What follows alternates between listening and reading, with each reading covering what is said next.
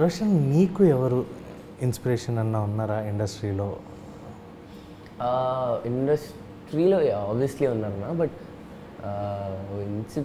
Inspiration అంటే role model whom you see as a devotee. నేను ఆయన భక్తుడు. అంటే ఇండస్ట్రీ కాకుండా, అంటే నీ ఫస్ట్ అంటే ఈ సినిమా ఏం తెలియకుండా ఆయన చెప్తే మా అన్నయ్య కూడా నవ్వుతాడు. బేసిక్గా మా అన్నయ్యని చూసి నేను I want to become something అని అనుకునే వచ్చిన. బికాజ్ మా అన్నయ్య నాకంటే నేను క్యాజువల్గా స్కూల్ చిన్నప్పుడు ఉన్నప్పుడు హీ యూస్ టు డ్యాన్స్ అనమాట. వీళ్ళకి డ్యాన్స్ చేయాలి మనం కూడా అని ఆ ఫీల్తో నేను డాన్సింగ్ స్టార్ట్ చేసా. నేను ఆ డ్యాన్స్తో ఎక్కువగా నేను అంటే కన్సిస్టెంట్గా నేను అలా వెళ్ళాను. సో మావాడు మధ్యలోనే బ్రేక్ వేస్తాడు. అంటే మావాడు చాలా క్యాజువల్గా డ్యాన్స్ నేర్చుకున్నాడు. నేను వాడిని చూసి నేర్చుకొని డ్యాన్స్ వేయడం స్టార్ట్ చేశాను. సో మా ఇద్దరు ఇంట్రెస్ట్ చూసి మా నాన్న మమ్మల్ని ఎంకరేజ్ చేయడం స్టార్ట్ చేశాడు. సో దట్స్ హౌ, అంటే ఐ గెస్ మా అన్నయ్య నాకు రోల్ మోడల్. ఎందుకంటే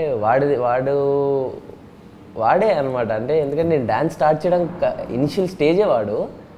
అండ్ మా నాన్న లేకపోతే ఇక్కడ ఉండేవాడు కాదు. So obviously my family. So that's how. Right. Sridevi, do you want to play any kind of dream role? అంటే ఇండస్ట్రీకి వచ్చిన తర్వాత ఏ క్యారెక్టర్స్ వచ్చినా చేసుకుంటూ వెళ్తాం, బట్ ఒక పాయింట్ ఆఫ్ టైంలో విల్ బి ఫీలింగ్ లైక్ ఇలాంటి ఒక డ్రీమ్ క్యారెక్టర్ మనకు ఉంటుంది. మీరు ఇందాక అడిగింది ఇండస్ట్రీలో, నేను పర్సనల్గా చెప్పా. ఇండస్ట్రీలో ఆబ్వియస్లీ హ్యావ్ చిరంజీవి గారు, అది కానీ డ్యాన్స్ ఉన్నప్పుడు రజనీ గారు. బికాజ్ అప్పటి నుండే నేను మీరు రుప్పుల్లా ఆ సాంగ్ వేసామండి. వేద్దాం సార్, డ్యాన్స్ గట్టిగా ప్లాన్ చేద్దాం. వేసాను నేను, ఆయన ముందే వేసాను. దట్స్ మిషన్ ఇంపాసిబుల్ కి చిరంజీవి గారు రావడం, ఆయన అన్ని సాంగ్ మెలోడీస్ అన్నీ వేసాను నేను.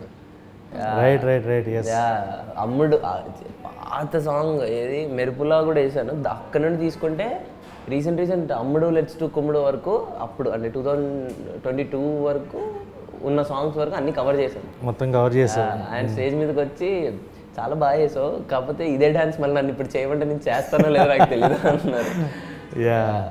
రైట్.